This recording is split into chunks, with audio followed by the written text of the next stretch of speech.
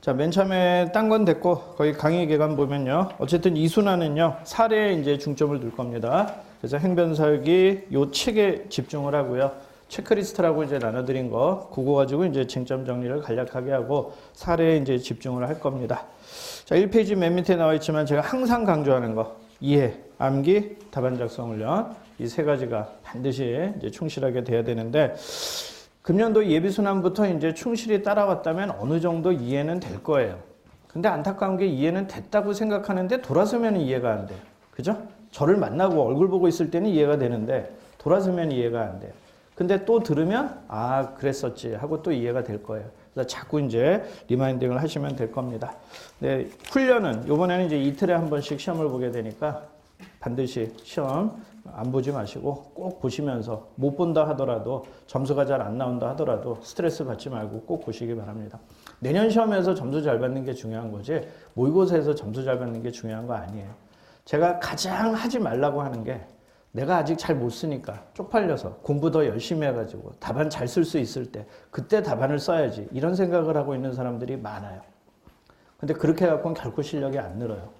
시험 보기 전까지 내가 답안을 쓸 수 있을 만큼 충분한 실력을 갖췄어. 이런 생각은 절대로 안 들을 거예요. 그렇기 때문에 이제 못 쓰면 못 쓰는 대로 자꾸 부딪혀봐야 아, 요때는 내가 어떻게 또 커버를 해야 되겠다. 이런 생각이 이제 들고 자꾸 쓰다 보면 몰라도 그냥 막 답안을 채우게 돼요. 그렇게 변해 있는 나의 모습을 느낄 거예요. 그러니까 반드시 이제 답안을 작성하도록 하시고요. 자, 2페이지에 가시면 일단은 이제 쟁점 정리를 체크리스트 가지고요. 간단하게 이제 쟁점 정리를 할 겁니다. 체크리스트를 지금 처음 만나보시는 분들도 있을 텐데, 제가 2순환, 3순환 때 나눠주는 이제 보조교재예요. 요거는 이제 워크북 넘버에 맞춰서 워크북을 그냥 요약한 겁니다. 워크북도 사실 교수님들 교과서를 요약한 건데, 그걸 또 요약한 거예요.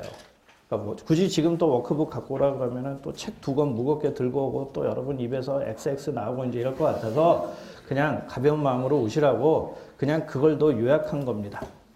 나는 워크북으로 끝까지 정통으로 가겠다. 그러면은 워크북 갖고 보셔도 돼요. 굳이 요약한 거 안 봐도 됩니다.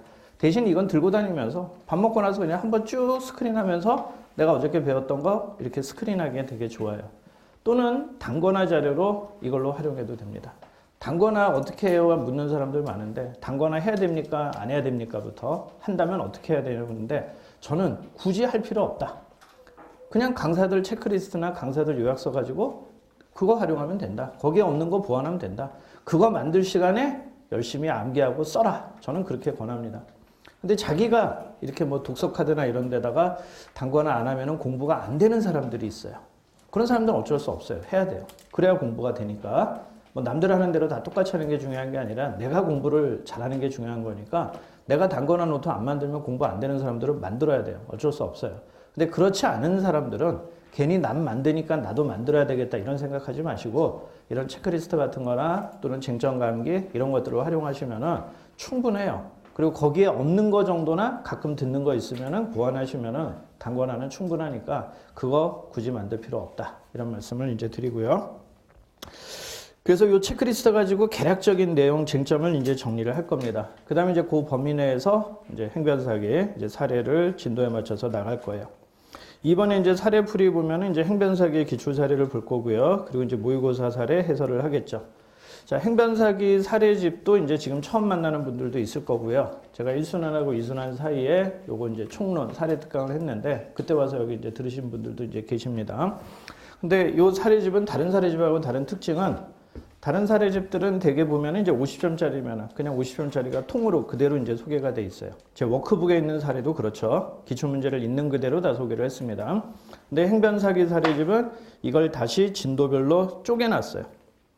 일단 공부를 많이 한 사람들은 이런 통합 사례집을 보는 게 아무런 문제가 없어요. 근데 이제 공부를 아직 많이 하지 않은 단계에서는 통합 사례를 보면은 진도 범위를 벗어난 것들을 내가 대처하기가 어려운 그런 문제들이 있어서 일단은 진도별로 쪼개가지고 확실하게 그 진도에 관한 쟁점이 사례로 어떻게 나오는지 요거를 이제 보여주려고 기존의 사례집과는 이제 다른 방식으로 이제 만든 사례집입니다. 그게 이제 다른 사례집과 이제 차별화되는 요소인데요. 그래서 지금 이순환 단계에서 이제 공부하기는 이제 좋을 거예요. 물론 종합 사례도 공부를 해야죠. 이것과 관련되는 논점이 이 사례에서 어떻게 나올 것인가. 이것도 이제 공부를 해야 될 텐데, 그거는 제 워크북 갖고 계신 분이나 또는 다른 교재들 갖고 계신 분들이 그 사례를 통해 가지고 충분히 해결할 수 있어요. 그러니까 워크북에 있는 기출 사례만 쑥 봐도 이게 다른 논점들하고 이렇게 엮여서 사례로 나오는구나. 이런 거를 여러분이 이제 가늠할 수 있을 겁니다. 그리고 이제 워크북의 사례는 해설이 이제 약식으로 돼 있죠. 간략간략하게 약식으로 돼 있는데 이제 행변사기는 이제 완성된 문장으로 이제 사례로 돼 있기 때문에 여러분이 이걸 쭉 읽어보면서 이제 답안에 옮길 수 있도록 그렇게 노력을 하시면 되겠죠. 물론 답안에는 여기에 나와 있는 해설 분량만큼을 그대로 옮기는 것은 불가능합니다. 여기 있는 해설은 여러분이 실전에서 써야 될 답안 분량의 한 150% 정도는 될 거예요. 그러니까 이제 실전에서는 이거보다 이제 줄여서 써야 되겠죠. 실전에 써야 될 양이 100이라고 해서 책을 100으로 만들면은 실전에서 100만큼 못 써요. 그렇기 때문에 이제 실전에 쓸 양보다는 이제 많이 분량이 돼 있지만 나중에는 이제 이거보다 훨씬 더 줄여 써야 되니까 이만큼을 내가 어떻게 다 써? 이런 걱정 안 하셔도 됩니다. 이거보다 훨씬 줄여서 쓰면 되니까. 자, 그 다음에 중간중간에 이제 관련되는 판례들도 제가 판례자를 이제 나눠드려서 가끔씩은 이제 공부를 할 거고요. 4번에 뭐 법정 활용 극대화하는 건 제가 늘 강조하는 바이고요. 역시 이순환 때도 법전을 이제 들고 다니시는 게 이제 좋을 거고요. 그 다음에 뭐 행정법은 다양한 관점에 대한 접근이 필요하니까 그것도 지금 역시 고민해 보시고요. 자, 진도 관리 보시면요. 일단 소송법, 심판법부터 합니다. 그리고 그 다음에 이제 행정법 맨 앞으로 가고요. 그리고 마지막에 이제 강론, 이런 순서로 진행을 합니다. 강론은요. 무료 특강을 제가 그 사이에 강론 조문 특강이라고 해서 이제 2차례 했었습니다. 그래서 이제 조문을 강독하는 강의를 했었는데 그때 와서 이제 들으신 분들도 있고 안 들으신 분들도 있는데 뭐 들으신 분들은 상관없고 안 들으신 분들은 이제 이번 주 일요일이라든가 이렇게 시간이 있을 때 인강으로 한번 이제 한 1.5배속 해가지고 한 번 정도 미리 들어보시면은 괜찮을 거예요. 강론 조문 특강 그것도 활용을 하시기 바랍니다. 자, 7번에 이제 모의고사 보시면 이제 내일 모레 3회차부터 7회 실시하고요. 매주 화목토입니다. 요 진도표 강의 계획표에 보면은 이제 처음에는 이게 월수금으로 잘못 나왔는데 혹시 월수금으로 된 분들은 주의하시고요. 월수금이 아니고 화목토입니다. 오늘이 화요일이니까 이제 목요일부터 이제 시험 볼 거예요. 반드시 응시하시고요. 그리고 이제 모의고사 본 다음에요. 이제 학생 최고 답안을 나눠주잖아요. 그것도 여러분이 꼭 벤치마킹을 하세요. 그냥 강사 최고 답안만 보지 마시고 학생 최고 답안도 꼭 읽어보셔서 요렇게 쓰면은 요렇게 채워지는구나. 이거를 꼭 벤치마킹을 하시기 바랍니다. 그리고 이제 자기 답안은요. 저한테 이제 상담 오실 때 꼭 가지고 오시기 바라고요. 상담 올 때 그냥 맨몸으로 오지 마세요. 딴 건 몰라도 이제 본인 답안지는 이제 들고 오셔야 돼요. 그래야 제가 이제 이 학생이 어느 정도로 공부를 하고 있구나라는 걸 가늠할 수 있어요. 그냥 그거 없이 말로만 저는 뭐 잘해요, 못해요, 뭐 이런 얘기 잘하면 안 오겠죠, 그죠?